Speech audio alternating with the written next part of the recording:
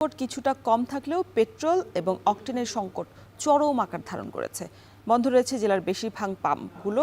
আর খোলা পাম্পগুলোতে তেল দেয়া হলেও পরিমাণে কম বলছেন ভোক্তারা। এ নিয়ে আরও বিস্তারিত জানাতে আমাদের সাথে ঝিনাইদহ থেকে যুক্ত হয়েছেন এমআর রাসেল। রাসেল, সকাল সকাল পাম্পগুলোতে ভোক্তাদের ভিড় কেমন দেখছেন, আর পাম্প থেকে কি চাহিদা মতো তারা তেল পাচ্ছেন কিনা?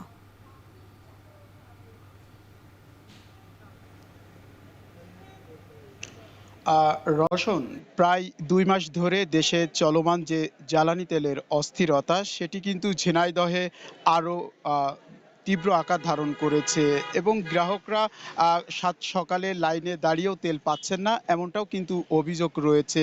আপনি নিশ্চয় জানেন যে গত কয়েকদিন আগে প্রত্যেকটা জ্বালানি তেলের দাম ১৫ থেকে ২০ টাকা লিটারে বাড়ানো হলেও পর্যাপ্ত তেল পাচ্ছেন না তেল প্রত্যাশীরা, এমনটাও কিন্তু এই পাম্পে অবস্থিত যে সকল তেল প্রত্যাশী গ্রাহক রয়েছে তারা কিন্তু আমাদের কাছে অভিযোগ করেছেন। আমি যদি একটু দেখাই আপনাকে, আপনি নিশ্চয়ই দেখতে পাচ্ছেন যে আমার পিছনে তেল প্রত্যাশী গ্রাহক যারা রয়েছে, বিশেষ করে বাইকার, তাদের যে দীর্ঘ সারি সেটি কিন্তু এখানে রয়েছে। আমি এই মুহূর্তে দাঁড়িয়ে আছি ঝিনাইদহের টোটন ফিলিং স্টেশনে এবং একটি তথ্য আপনাকে জানিয়ে রাখি, এখানে সকাল ৮টা থেকে তেল দেওয়ার কথা থাকলেও আমরা দেখেছি অনেক তেল প্রত্যাশী গ্রাহক যারা রয়েছে তারা কিন্তু মাঝরাত থেকে এখানে এসেছেন। অনেকেই ভোর রাত থেকে কিন্তু লাইনে দাঁড়িয়েছেন তেল নেওয়ার জন্য। পাশাপাশি ডিজেল প্রত্যাশী গ্রাহক যারা রয়েছে, বিশেষ করে কৃষক, তারাও কিন্তু লাইনে দাঁড়িয়েছেন এবং তাদের যে অভিযোগ রয়েছে যে চলতি যে বোরো মৌসুম চলছে এবং কিছুদিন পর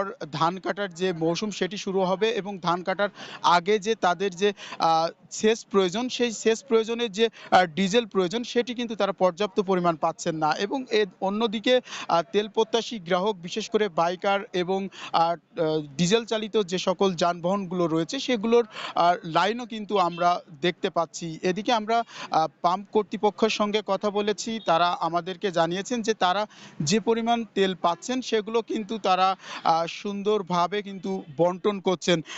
তারপরে অন্যদিকে একটি তথ্য আপনাকে জানিয়ে রাখতে চাই, জেলার বেশ কিছু পাম্প বন্ধ থাকায় যে পাম্পগুলো খোলা রয়েছে সেই পাম্পগুলোই কিন্তু তেল প্রত্যাশী গ্রাহকদের উপচে পড়া ভিড় রয়েছে। তো এই ছিল ঝিনাইদহের জ্বালানি তেলের সর্বশেষ পরিস্থিতি। রওশন।